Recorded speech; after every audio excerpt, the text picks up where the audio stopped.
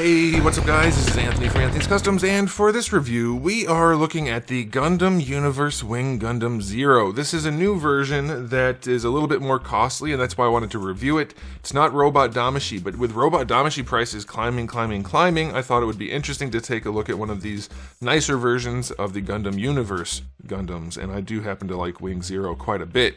So, here we are. Is this going to be the same quality as a Robot Damashi? No. Is it a good enough substitute if you don't want to spend the money on the older one, or if they make new ones of these guys, like in the anime line? Probably, and that's why I wanted to look at it. So let's go ahead and get it off the stand and take a closer look. Alright, before we look at the figure, I do want to show you my package. It's a nice package, lots of cardboard.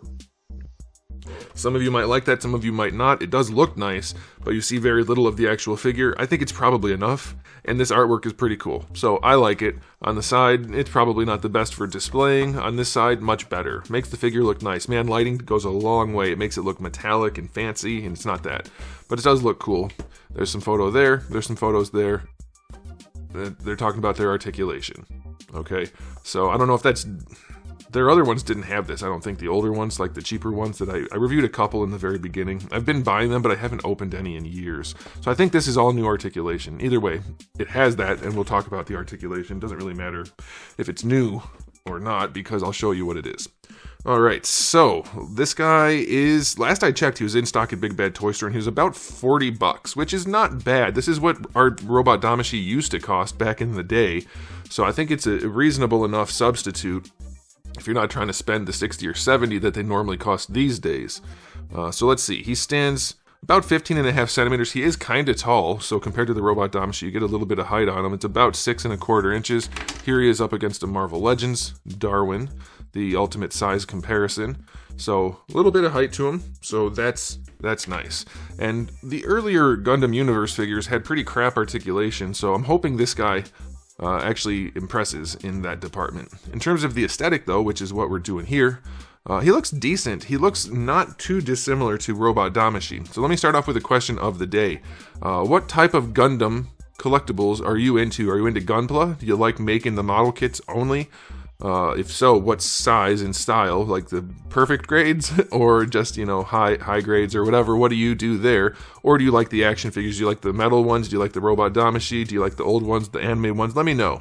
For me, I like the anime line. They're nice, but they cost a lot, and I like the old ones because they were cheap and still pretty good. I don't like the metal ones at all. Okay, so let's, or maybe just like these, and that's fine too. Or even the old ones, the what is it, HSIA? All kinds of different things. Alright, so this guy looks decent. The paints that are there, though minimal, look nice. If you look at his little chest ball, it's nice and shiny. The other green parts are lined up pretty well. His face, not a problem. Looks nice. I've seen lots of Robot Damashi that don't look as nice as this. Maybe not the newer ones, but the older ones at least, so there's that. And then there's a little bit of paint wherever it needs to be everywhere else, but a lot of it does look like just bare plastic, which is fine, because that's what you're going to get for any Gundam product, pretty much. So yeah, I think it looks alright, especially for the price point, being that these are all new sculpts, obviously. Or at least maybe they get reused a little bit, but only for their own character, so that's fine. Yeah, I think it looks good. The sculpt isn't super sharp, but it's not like super soft either. It definitely looks good enough. It does look lower end, of course. You have things like this where if you don't put his backpack on, it just looks like crap, and you probably wouldn't want to do that anyway, but that's the case. You have the big holes in the arms. Now, granted, there's lots of hard points on Robot Damashi anyway, but this is pretty obvious. Like, it's a big old ball hole, but yeah, it's not bad. It looks pretty good. As far as the proportioning and whatnot, yeah, it's probably not the most accurate to most sources, but it's not like it's an ugly figure, I suppose. Yeah, it's okay. The hands look humongous to me, but maybe that's a thing I'm just not remembering from this suit. But yeah, it looks pretty good. I think the colors are nice. I'm pleased with it. So I'm going to give the aesthetic an 8 out of 10. It's not bad at all. If you wanted to soup this up, you could easily do it with some panel lining and some dry brushing. If you wanted to throw a matte coat on there, it would look really nice, but it's not super plasticky. So that's pretty good. Now, as far as accessories go, you do get the backpack with the wings. They're nowhere near as advanced, so to speak, as Robot Damashi. You just have the hinge here. These guys don't move or anything like that. You just get this main hinge, and these guys aren't even hinged. Now, the way they did this is kind of cool, because you see like this here, and that looks the way it's supposed to look. Then what you do is you just pop them off, and you do get a ball peg in there. I wanted to show you that once we took them off. You get a ball peg in there, which allows you to move them the way you need. But you just pop them off and then stick them on this part. And it actually looks pretty good. It's not as nice as having hinges, but it works. It definitely gets the job done. It does the trick. So I like it. I think that's clever. It's a cheap way to make it, and it worked. Is it as nice? No, but it does work. So I am happy enough with that. You don't get a ton of range out of the ball peg in the joint, but it's enough. It definitely gets the job done. So we'll set that aside.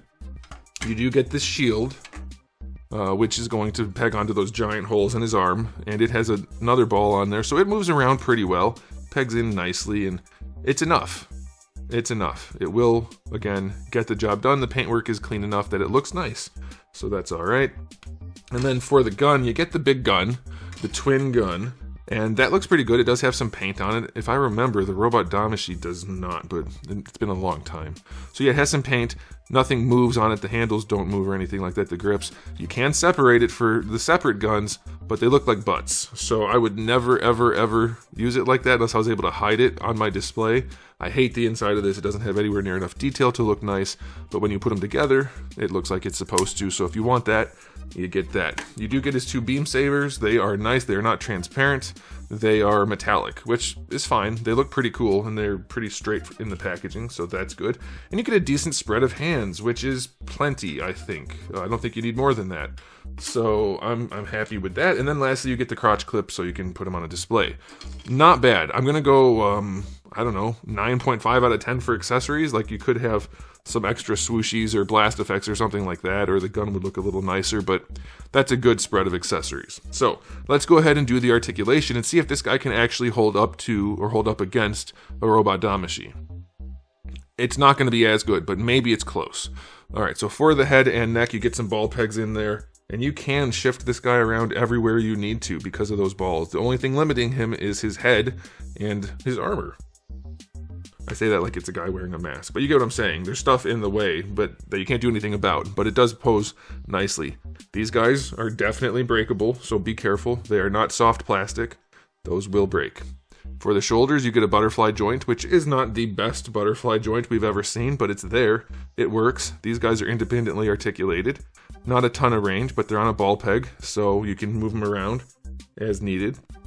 And you can raise the arm up to horizontal, which isn't a ton, but it's probably enough. And of course, you're going to get your full rotation as well. And so far, the joints feel nice. There's nothing really wrong with them. Bicep swivel is in there, so that's good. Double jointed elbow works nicely, no issues there. And then you get the ball peg for the wrist, which is perfectly fine. For the torso, you don't get the best range, but you do get a ball peg at the bottom, and it feels like it's actually a ball peg inside the torso also, where the two red joints, or red pieces meet. It doesn't have a ton of extra range, but it does allow them to bend forward and back some, and side to side some. And then in here, from the red to gray transition, it's just gappy and ugly, but it does have range. So I think it's fine. Like, it's not good, but it's fine. You'll be able to pose this guy enough. These guys are just on little hinges, so they don't have the best range, and they're kind of floppy and sloppy, but they'll get out of the way enough. The front and side pieces are just on these hinges. And then this one is flexible, which is weird. That's the only part on the figure that has this plastic that I didn't notice it anywhere else anyway. I'm almost positive it's the only part. And there's really no need for it to do that, but it does do that. It flexes, so there's that. For the hips, you do have a drop down, which isn't my favorite, but it's not loose, so at least I'll take that. And with a Robot Damashi, with a Gundam, the drop downs don't bother me as much as on the humanoid or human characters. But you can get his leg up to horizontal. You're not going to get the best range out of it, but it does do that. It does go back, and then going out to the side, that's going to be in the way, but you get some range. Like, it's not great, but it's definitely good enough. You get your thigh swivel. The thigh will bump into the crotch, so you're going to have to not have that range in some positions, but it is there. And then you get your double jointed knee, which actually works pretty nicely. It's not the best looking thing, but it's not the worst. It's fine. And then for the ankle, these things don't have any joints. His foot flaps, nothing. There's nothing there, but his foot itself does go back like that, which is opposite of Robot Damashi, where you can point the toes straight down, basically. And you can also do this, which is not the best looking thing, but you can bring that toe and the toe forward and the heel down. So you can put them in some decent poses. And then you get an ankle rocker also. Is it as nice as this being on an articulated point also? No, but it will work. With the ball pegs and hinges that are in there, you will be able to pose his feet well enough, and I think that's all right. So, is this guy a robot Damashi killer? No, it's not. Is it a good substitute for somebody who wants to only spend about $40 for a nice Wing Zero? I think so. I think this is probably the better direction for this line rather than the cheaper things that they were making before that looked good enough but didn't really pose. I wasn't thrilled with them. That's why I never really opened them and messed with them too much. I just bought them because I like the suits. But I think this is a good pickup, honestly. I'll give his articulation a, for the price, 8 out of 10. Maybe only 7. Probably 7. But yeah, it's a good pickup. I'm going to give it an overall rating of, I'm going to say 9 out of 10. This is not a bad lower end alternative to basically any other Gundam purchase. If you're into the action figures, this is a perfectly fine pickup. Maybe you don't need it if you already have some of the nicer, higher end things, but this is a perfectly fine pickup, I think, and it's probably good for a lot of people out there. So I'll leave it at that. Let me know what you guys think in the comment section below, but that's it for me. So thanks for watching. If you enjoyed the video, please do give it a thumbs up. If you didn't, give it a thumbs down, and if you haven't subscribed, you should. I have new videos just about every single day, and thousands already on the channel, so make sure you come back for all of that, and in the meantime, keep collecting.